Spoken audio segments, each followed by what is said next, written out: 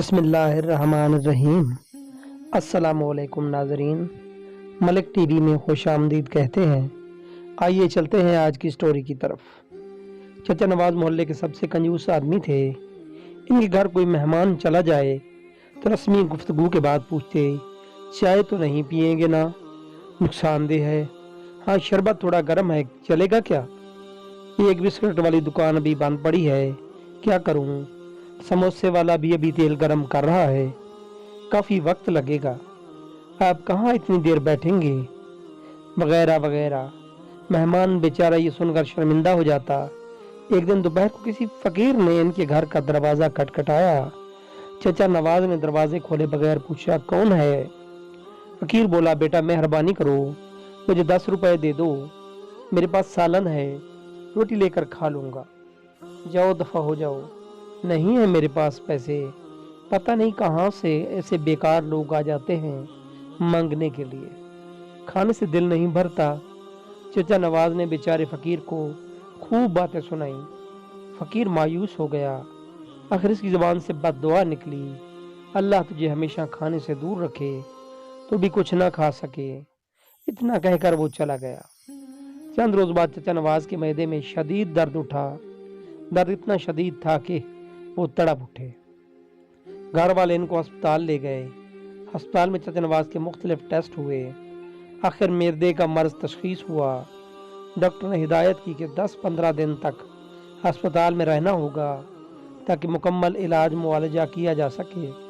ہسپتال سے گھر واپس آئے تو کمزوری سے نڈھال تھے، بہت برا حال تھا، کوئی چیز ہضم نہ ہوتی، دہی بھی کھا لیتے تو الٹی ہو جاتی، ڈاکٹر پاس جائے تو وہ کہتا بد پرہیزی کی ہے، ٹیسٹ کرواتے تو سب ٹھیک آتے، دوا باقاعدگی سے استعمال کرنے کے باوجود طبیعت سنبھلنے میں نہیں آ رہی تھی، رنگ پیلا پڑ گیا تھا، تھوڑا سا کھانے پر بھی الٹی ہو جاتی۔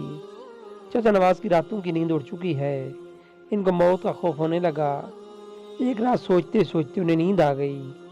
خواب میں دیکھا کہ پلاؤ کی دیگ کے قریب بیٹھے ہیں اور سب کو چاول بانٹ رہے ہیں۔ صبح اٹھ کر چچا نواز نے گھر والوں کو اپنا خواب سنایا۔ انہوں نے مشورہ دیا کہ غریبوں کو کھانا کھلائیں۔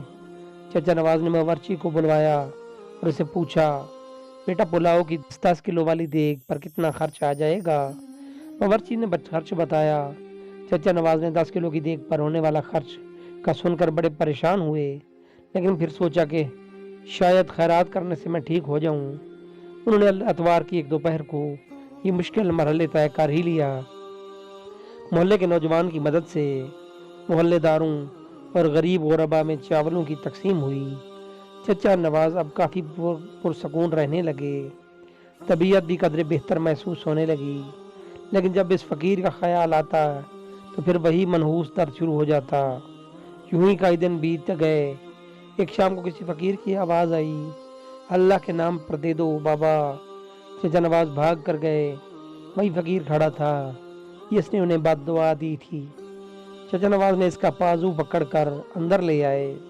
فوراً ہی انہوں نے اپنے بڑے لڑکے کو ہوٹل سے کئی قسم کے کھانے لانے کے لیے دوڑایا۔